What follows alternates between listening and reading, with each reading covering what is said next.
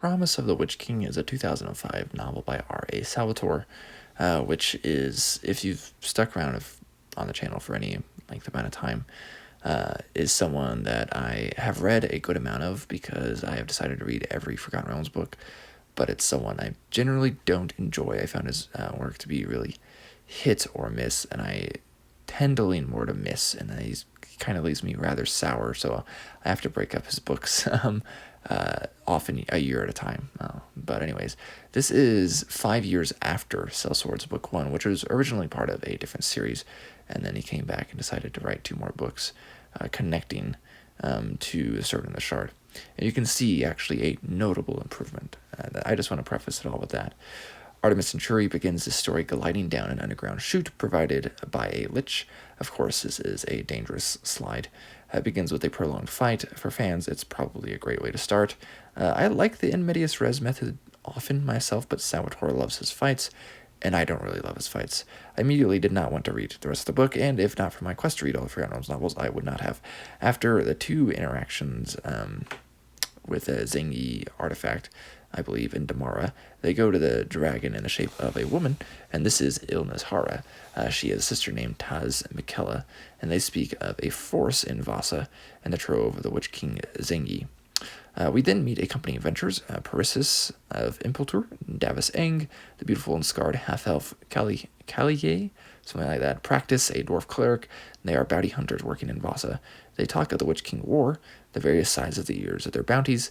They speak of Commander Ellery, King Gareth, Athergate, and the army of Bloodstone, pretty much giving the readers a chance to familiarize themselves with what is going on in the area, which is pretty much hiring adventurers to bring the law.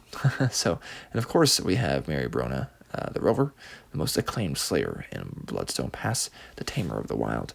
Once in service of the king, he has put that behind him with a relative sense of peace established, though Vasa is not civilized by Mary Brona's estimation and won't be for a while he lives, essentially. We have Heliogabalus, which is the capital, and offers less chances of fame, and so Bloodstone Pass is the option for Jarlaxle and Entry for whatever reason they want some fame, I guess. So another character, Ariane, a half-orc wizard in Palashuk. She is related to Weird Wingham. These parts, not about Jarlaxle and Entry, were actually really refreshing, and I liked these characters much more than I normally like Salvatore's extra characters, which are often just caricatures and ridiculous. The others have many battles that don't really move the plot forward any more than a sentence or paragraph could, or at least a very truncated fight scene could. Someone saying koi and it sounding like orcish koi makes no sense and really stops the suspension of disbelief when these characters aren't really speaking English at all, or they're not supposed to be at least. That's hard to get across, though, when you're writing in fantasy world, so I understand that at least. There's also some pretty cringe, spicy talk of betting people. I'm so far gone from Salvatore at this point. I fear my bias is souring it, but wow, that was bad. Okay, otherwise, Salvatore makes a point to have formidable women characters, though he has to point it out. Actually, he's not going to let the reader notice it for themselves. He's just going to point out, wow, I have formidable women characters, which is about as mature a way of handling I imagine Salvatore can handle. So there's actually absolutely no Drizzt in this one, not even interludes, which is really nice. It's nowhere near the Sword Coast, which is amazing.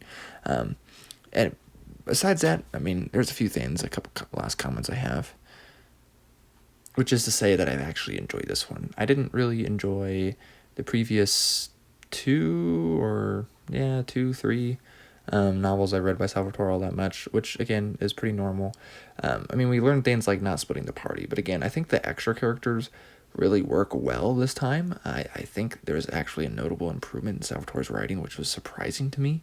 I mean, considering I've already read 15 or so novels by him, more than 15 novels by him, and nothing has seemed to have improved. Besides, I should say, the first novel is obviously very rough.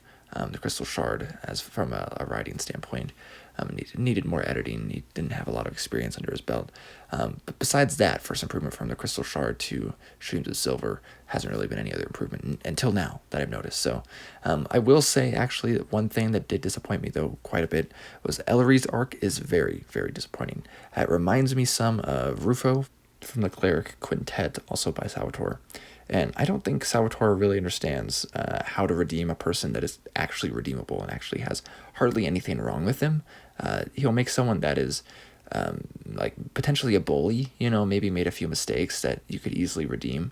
I mean, I don't think that's the type of story Salvatore's going for, to be edgy and cool, right? And just be like, yeah, they died, whatever.